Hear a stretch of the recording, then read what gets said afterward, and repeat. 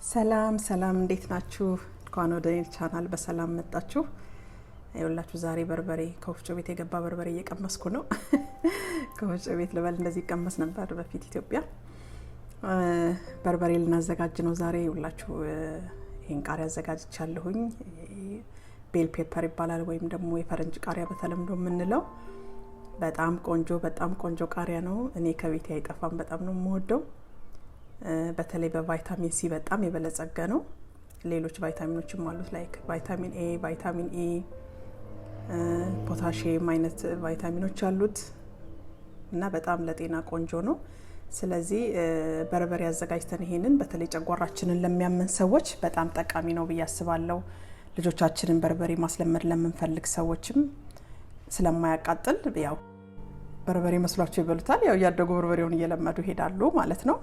ስለዚህ ይሄንን ቆራርጬ ይሄኛውም ቃሪያ የሚመስለው ኖርማል ስዊት ፔፐር ነው፣ የሚያቃጥል አይደለም።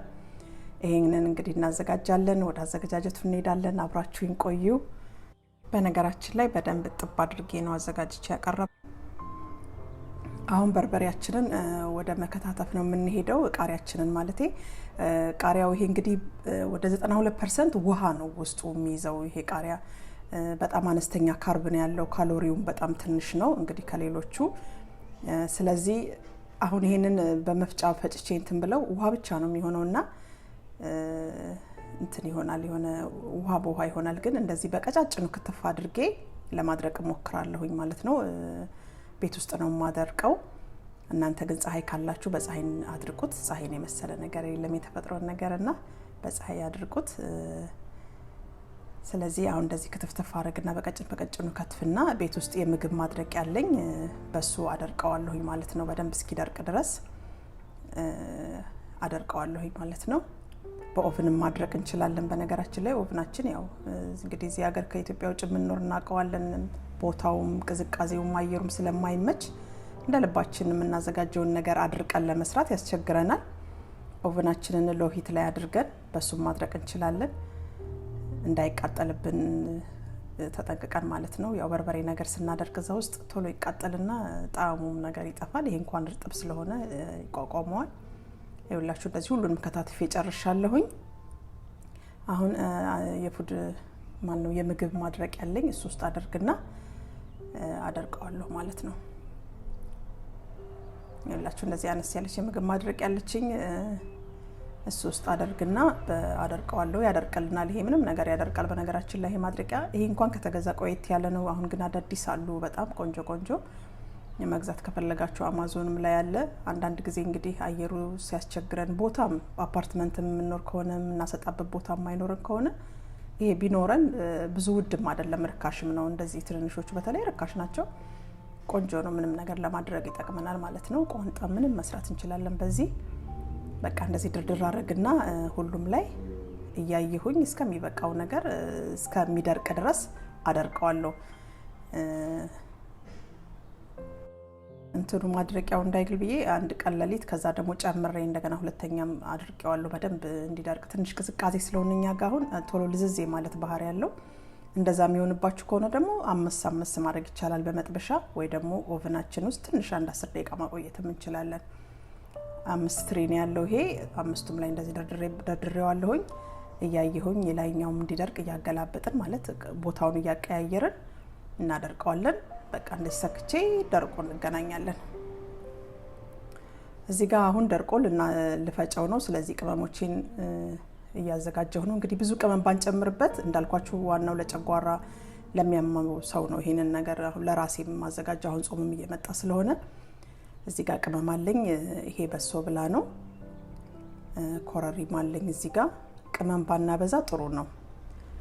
ቀይ ሽንኩርት፣ ነጭ ሽንኩርትና ቀይ ሽንኩርት የደረቀ ነው ይሄ። ይሄኛው ደግሞ ገውዝ ነው ወይ ደግሞ ናትማግ። እሷን አንዷን ጨምራለሁ። ቃናውን ቆንጆ ያደርገዋል። እና ዝንጅብል አረጋለሁ። በኋላ ጨው አድርገን አንድ ላይ እንፈጨዋለን ማለት ነው። አሁን ቅመሜን ያው ሁሉንም ቅመሞች አመሳቸዋለሁኝ። አመሳመስ ሞቅ እናደርገዋለን። ሞር ጣዕሙ እንዲወጣ ይረዳናል። ቅመማችንን አመሳመስ እናደርገው ማለት ነው። ሁሉንም አምሼ ተመልሼ እመጣለሁኝ ማለት ነው። እንግዲህ እስከዛው እኔ ያመስኩኝ ለምታበረቱኝ ሁላችሁም በጣም እጅግ አድርጌ አመሰግናለሁኝ እንግዲህ ሰብስክራይብ ያደረጋችሁ ላይክ ሼር ያደረጋችሁ ለምታበረቱኝ እጅግ አድርጌ አመሰግናለሁኝ አዲስ የመጣችሁ እንኳን ደህና መጣችሁ ሰብስክራይብ ያላረጋችሁ ሰብስክራይብ እንድታረጉ በአክብሮት ጠይቃለሁኝ ሁላችሁ ቅመሜን ፈጭቼ ጨርሻለሁ ነው ቅመሙን አምሼ ጨርሻለሁኝ አሁን ወደ መፍጨቱ እንሄዳለን ቅመሙን አቀላቀልና እንግዲህ እዚህ ጋር ዝንጅብል አለኝ ይቅርታ እዚህ ጋር ዝንጅብል የደረቀ ዝንጅብል አለኝ ቤት አድርቄ ያስቀመጥኩት ነው ፍጭት አድርገን ፓውደሩንም በጣም ለረጅም ጊዜ ሆነናል እንደዚህ አንድ አድርቀን ካስቀመጥን እዚህ ጋር 1-2 የሻይ ማንኪያ ጨው ጨምሬያለሁ ፒንክ ጨው አምሼ ነው የጨመርኩት አሁን ቪዲዮ አልገባልኝም ስለዚህ አሁን ወደ መፍጨቱ እንሄዳለን ማለት ነው መፍጫ ይሄ ነው እንደምታዩት ይሄ መፍጫ በጣም ቆንጆ መፍጫ ነው እንደዚህ ጎርጎድ ያለ ቃል አድርጌ ያቀላቀለዋለሁ ቅመሙን እንግዲህ ይሄ መፍጫ በጣም ቆንጆ መፍጫ ነው አንድ ወር አልፎታል እኔ ቤት ከመጣ ግን 2 ጊዜ ነው ምናምን የሞከርኩበት ትንሽ ድምጹ ምናምን ያስፈራል እስከለምደው ድረስ ብዙ አልደፈርኩትም ያው ልጆችም ቤት ስላሉ አሁን እንዴ በጣም የሚጮህ ነገር ትንሽ ያስፈራ ስለሚያስፈራኝ ብዙ አልተጠቀምኩበትም ግን በጣም ቆንጆ ወፍጮ ነው በደንብ ነው የሚያልመው ሁሉንም ይዞልኛል በርበሬን አንዴ ነው መፈጨው ማለት ነው እንግዲህ ስለዚህ መፍጫ ብዙ ልጆች አስተምረዋል በተለይ አርሴማ ቲዩብ እሷ በደንብ ተንትና ገለጻ አርጋበታለች እንዴት እንደምንጠቀም ገብታችሁት ወይ ሊንኳን አስቀምጥላችኋለሁ ዲስክሪፕሽን ቦክስ ላይ የዚህ የማሽኑንም መግዣ ሊንክ ከፈለጋችሁት አስቀምጥላችኋለሁ ዲስክሪፕሽን ቦክስ ላይ አማዞን የገዛሁት ቼክ አድርጉት በቃ ይሄን በደንብ መዝጋታችንን ቼክ ማድረግ አለብን ማጥበቃችንን ሶኬት ሳንሰካ ማለት ነው ከዛ ሶኬታችንን እንሰካና መፍጨት እንጀምራለን የሚገርማችሁ ገና አልለመድኩትም እየፈራሁ ነው እንትንምለው ልክ ሶኬት ስንሰካ ቀይዋ ላይ ታሳየናለች አሁን ይሆናል ማለት ነው ከዛ